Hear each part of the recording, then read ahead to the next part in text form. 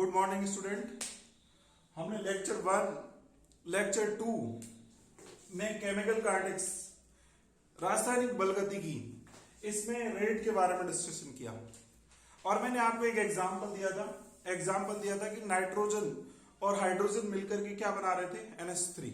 Last example वो दिया था और उस एग्जांपल के लिए मैंने आपको ये बता दिया था कि कैसे इसकी एवरेज रेट लिखेंगे, औसत दर लिखेंगे।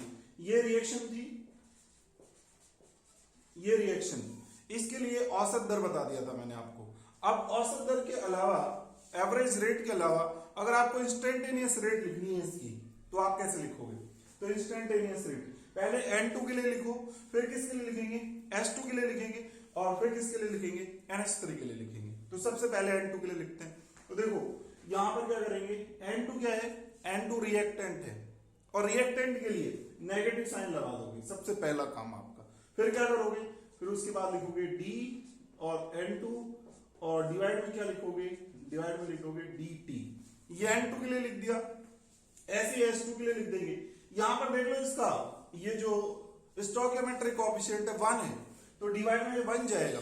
अगर इसको ऐसे लिखते हो या 1 करते हो एक ही बात है। अब H2 के लिए लिखो, H2 के लिए कैसे लिखेंगे, तो H2 के लिए लिखेंगे इक्वल। ये देखो इसकी रेट, इसकी रेट, इसकी रेट, सबकी रेट क्या होती है, इक्वल होती है। तो आपको सबको क्या करना है, बराबर करते हुए चलना है, ठीक है। अब लिखो उसके बाद इसका देखो सबसे पहले स्टोइकियोमेट्रिक कोएफिशिएंट, ठीक है। ये कितना है, इसका 3 है। इसका स्टोइकियोमेट्रिक कोएफिशिएंट 3 है, तो आप करोगे 1 अपॉन में क्या करोगे 3, 1/3 कर दोगे और आगे क्या लगा दोगे, नेगेटिव साइन लगा, ठीक है। और यहां पर लिखोगे D और यहां पर क्या लिख दोगे, H2। देखो एक माइनर से चेंज आ रहा है, क्या चेंज आ रहा है बताओ।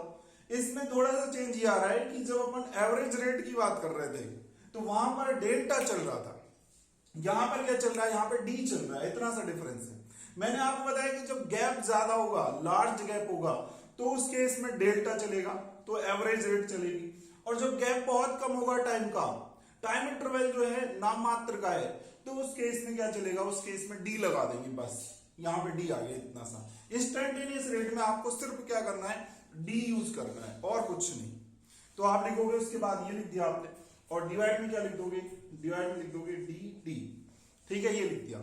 अच्छा इक्वल्स में क्या लिखोगे, इक्वल्स में यहां पर NH3 के लिए, NH3 के लिए क्या लिखेंगे, NH3 जो है ये प्रोडक्ट है, उत्पाद है, तो प्रोडक्ट के लिए क्या करेंगे, इसके लिए प्लस में आएगा और 1/2 स्टोइकियोमेट्रिक कोएफिशिएंट है, उसको डिवाइड में ले जाओगे आप और क्या लिख दोगे, और लिख दोगे D और क्या लिख दोगे, NH3 अपॉन में क्या लिख दोगे, DT। ये आपने लिख दी क्या, ये है आपकी इंस्टेंटेनियस रेट, ठीक है, तात्क्षणिक दर। तो ये तात्क्षणिक दर मैंने लिखी है RINT, ये सब के लिए मैंने लिख दी। आई होप आपको ये समझ में आया होगा कैसे अपन ने तात्क्षणिक दर लिखी, इंस्टेंटेनियस रेट लिखी। अब मैं आपके सामने एक रिएक्शन रख रहा हूं, ये रिएक्शन है, देखो अगर आप ये रिएक्शन लिख रहे हो AA प्लस BB, इससे क्या बन रहा है C और प्लस में क्या बन रहा है, स्मॉल d अपॉन में क्या लिखोगे, कैपिटल D। तो यहां पे एक चीज समझना, ये है क्रियाकारक, ये है रिएक्टेंट। रिएक्टेंट के लिए नीट और IIT में, और ये जो प्रोडक्ट है इसमें नीट और IIT से रिलेटेड ये पूछेगा। देखो ये जो रिएक्टेंट है, ये रिएक्टेंट समय के साथ क्या हो रहे हैं, कम हो रहे हैं। तो आपसे एक चीज पूछ सकता है कि रेट ऑफ डिसअपीयरेंस बताओ, गायब होने की दर बताओ, विलुप्त होने की दर बताओ, ये पूछेगा आपसे। तो ऐसे क्वेश्चन को कैसे करेंगे, ऐसे ये प्रोडक्ट बन रहे हैं तो पूछेगा आपको कि ये जो बन रहा है C बन रहा है या जो D बन रहा है, D का फॉर्मेशन हो रहा है या C का फॉर्मेशन हो रहा है, तो आपसे पूछेगा कि इनके निर्माण की दर बताओ, इनके फॉर्मेशन की दर बताओ, फॉर्मेशन की रेट बताओ, ठीक है, और इनके प्रकट होने की दर बताओ, ये चीज पूछेगा आपसे। खासतौर से ऐसे क्वेश्चन बच्चों पूछे जाते हैं किसमें, नीट और IIT में। तो ऐसे क्वेश्चन को कैसे सॉल्व करेंगे अपन, आप रेट है, रेट तो निकालना बड़ा इजी है, ऐसे निकाल दिया आपने। तो ऐसे क्वेश्चन है, इनको कैसे सॉल्व करेंगे, तो मैं एक चीज बताता हूं आपको कि रेट ऑफ डिसअपीयरेंस जो अपन किसके लिए काम में लेंगे, ये काम में लेंगे रिएक्टेंट के लिए, और प्रोडक्ट के लिए क्या काम में लेंगे, रेट ऑफ अपीयरेंस। तो एक चीज मैं यहां पे लिखता हूं आपके लिए कि यहां पे एक इंपॉर्टेंट चीज कि रेट ऑफ डिसअपीयरेंस जो काम में लेंगे अपन, वो किसके लिए काम में लेंगे? ये काम में लेंगे फॉर रिएक्टेंट, क्योंकि रिएक्टेंट जो है ना वो समय के साथ, टाइम के साथ क्या हो रहे हैं? कंज्यूम हो रहे हैं, खत्म हो रहे हैं वो। तो रेट ऑफ डिसअपीयरेंस रिएक्टेंट के लिए काम में लेंगे, इंपॉर्टेंट चीज। दूसरी इंपॉर्टेंट चीज क्या लिखोगे? दूसरी इंपॉर्टेंट चीज ये है कि rate of appearance, rate of appearance, ठीक है, या फिर आप क्या बोलोगे? रेट ऑफ फॉर्मेशन बोल सकते हो इसको, रेट ऑफ फॉर्मेशन। तो रेट ऑफ फॉर्मेशन या रेट ऑफ अपीयरेंस जो काम में लोगे आप, ये किसके लिए काम में लोगे? फॉर प्रोडक्ट, ये प्रोडक्ट के लिए। एक चीज अब देखो, रेट ऑफ डिसअपीयरेंस या रेट ऑफ अपीयरेंस, इनका रिलेशन होता है, किसके साथ रिलेशन होता है? रेट ऑफ रिएक्शन के साथ, ठीक है। रेट ऑफ रिएक्शन के साथ इनका रिलेशन बता देता हूं मैं आपको, फिर इस क्वेश्चन को करेंगे अपन, ठीक है। तो देखो आप लिखोगे rate of reaction, rate of reaction, इसको देखो रेट ऑफ डिसअपीयरेंस को आप शॉर्ट में लिख सकते हो क्या? आर, और क्या लिखोगे? ओ और डी, आर ओ डी। और इसको क्या लिखोगे? इसको लिख दोगे आप आर ओ ए, इसको आप आर ओ ए लिख दोगे, आर ओ ए ये है, आर ओ डी है। अब क्या करोगे? Rate of reaction is equals to relation लिखोगे क्या? आर ओ डी लिखो, या फिर क्या लिखो? आर ओ ए लिखो, ठीक है। जब बात चले रिएक्टेंट की तो काम में लो क्या? R O D. जब बात चले क्या प्रोडक्ट के लिए तो काम में लो आर ओ ए, ठीक है। तो डिवाइड में क्या लिखना है? डिवाइड में लिखना है आपको स्टोइकियोमेट्रिक कोएफिशिएंट, स्टोइकियोमेट्रिक कोएफिशिएंट। भाई किसके लिखना है stoichiometric coefficient?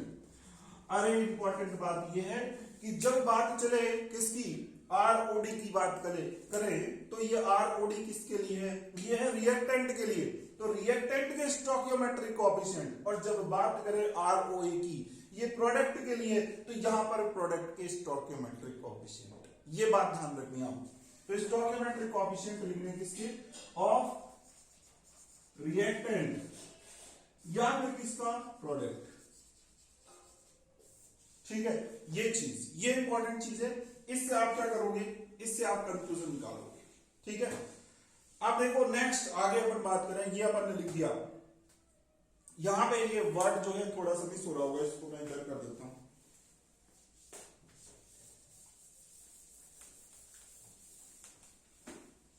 Stoichiometric coefficient of reactant या प्रोडक्ट, ठीक है, ये अपन ने लिख दिया। अब नेक्स्ट देखो उसके बाद, चलो अब इस रिएक्शन पे आते हैं। आपको कॉन्सेप्ट मैंने बता दिया, ये कॉन्सेप्ट से आप काम में लोगे। इस कॉन्सेप्ट के बेसिस पर इसकी अगर रेट ऑफ डिसअपीयरेंस लिखनी है तो कैसे लिखेंगे? तो देखो अगर मैं ए के लिए लिखता हूं, ए के लिए R O D for A के लिए मैं लिखूंगा, तो ए के लिए कैसे लिखूंगा? ए के लिए मैं लिखूंगा यहां पर, अगर देखो रेट ऑफ रिएक्शन की बात करते हो आप, पहले रेट ऑफ रिएक्शन लिखो, rate of reaction R O R लिखो ए के लिए। तो आर ओ आर ए के लिए कैसे लिखेंगे? जो इसका स्टोइकियोमेट्रिक कोएफिशिएंट है उसको डिवाइड में ले जाओ 1/e, ठीक है, और ये नेगेटिव, ठीक है।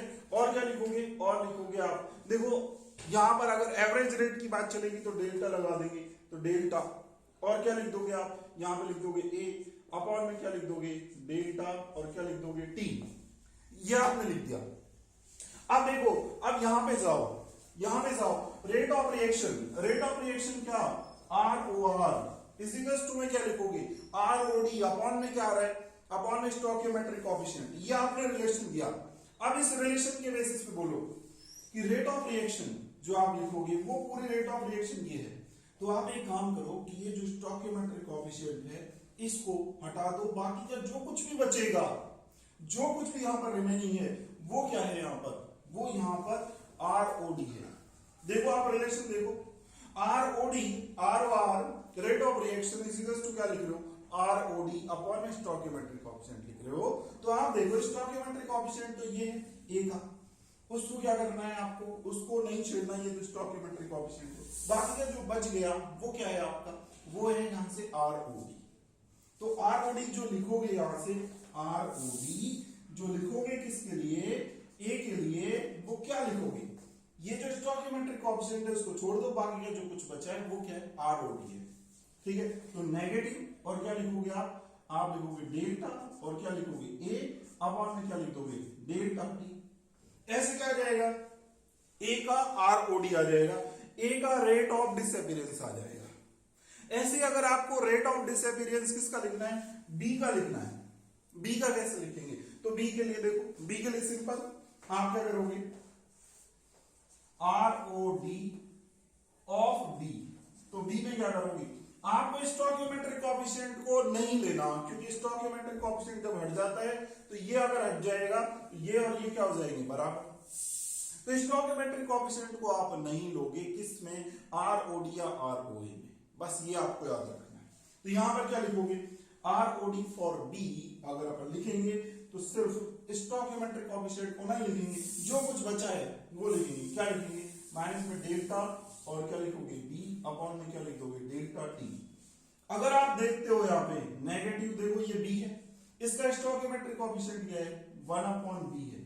तो आप क्या करोगे, स्टोइकियोमेट्रिक कोएफिशिएंट को सिर्फ हटा दोगे और जो बच गया सिर्फ वो क्या है आपका ये, तो यही क्या हो जाएगा आपका, यही आपका ROD हो जाएगा किसके लिए, B के लिए। ऐसे ही अगर आपको ये तो हुआ ROD, ये किसके लिए चल रहे हैं, ये रिएक्टेंट के लिए। प्रोडक्ट के लिए क्या काम मिलेंगे, प्रोडक्ट के लिए ROA काम मिलेंगे, रेट ऑफ एपियरेंस काम मिलेंगे, रेट ऑफ फॉर्मेशन ROF काम मिलेंगे। अब वो कैसे लिखेंगे वो देखो एक बार, ये सारा जो मैंने लिखा है किसके लिए है, ये है रिएक्टेंट के लिए, ये रिएक्टेंट के लिए लिखा है। अब प्रोडक्ट के लिए लिख देते हैं, तो प्रोडक्ट के लिए देखो, प्रोडक्ट के लिए आप क्या काम मिलोगे, प्रोडक्ट के लिए ROA काम मिलोगे। तो मैं जैसे C के लिए लिख रहा हूं ROA ऑफ C, तो C के लिए कैसे लिखोगे, C के लिए आप करोगे सिर्फ इतना सा चेंज करोगे, क्या स्टोइकियोमेट्रिक कोएफिशिएंट को नहीं लेना है, ठीक है, सिर्फ क्या लेना है जो बाकी का बच गया स्टोइकियोमेट्रिक कोएफिशिएंट के अलावा। पहले देखो रेट लिखो C की, क्या लिखोगे प्लस और क्या लिखोगे 1, स्टोइकियोमेट्रिक कोएफिशिएंट क्या है स्मॉल c, और क्या लिखोगे और डेल्टा और C अपॉन में क्या लिखोगे डेल्टा T, ये लिखोगे। अब क्या करना है आपको, स्टोइकियोमेट्रिक कोएफिशिएंट को हटा देना है, स्टोइकियोमेट्रिक कोएफिशिएंट को हटा दो, बस ये जो बन गई ROA बन गया। अब ये किसके लिए बना है, ये C के लिए बन गया, बस ये आपको करना है। अगर आपसे बोला जाए कि D के लिए लिखो, तो D के लिए कैसे लिखेंगे, तो D के लिए आप लिख सकते हो ROA, ठीक है, ऑफ D।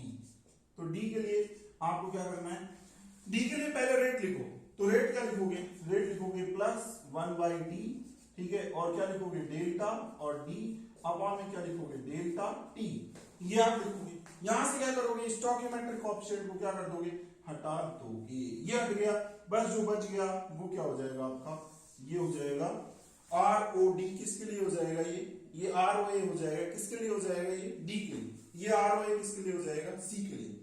आप देखो फटाफट क्यों रिवाइज करते हैं, फटाफट देखो एक बार।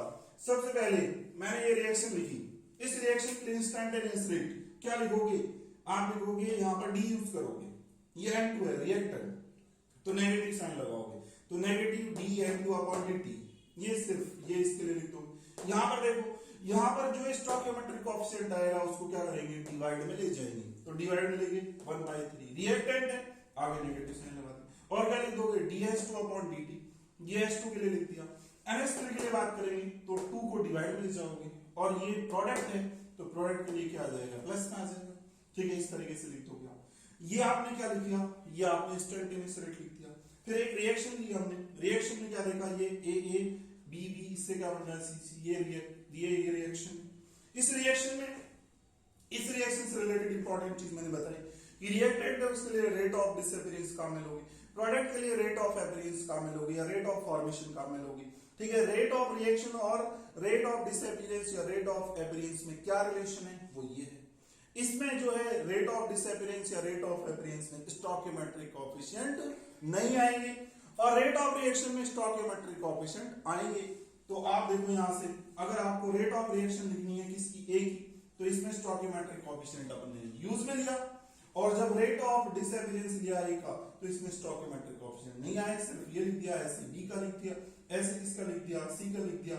इसमें याद रखना यहाँ नेगेटिव चलेगा क्योंकि रिएक्टेंट है, इसमें भी नेगेटिव चलेगा।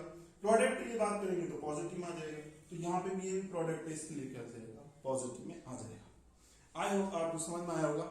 अगर आपको समझ में आया हो आप तो ज्यादा से ज्यादा आप लाइक कीजिए, सब्सक्राइब कीजिए।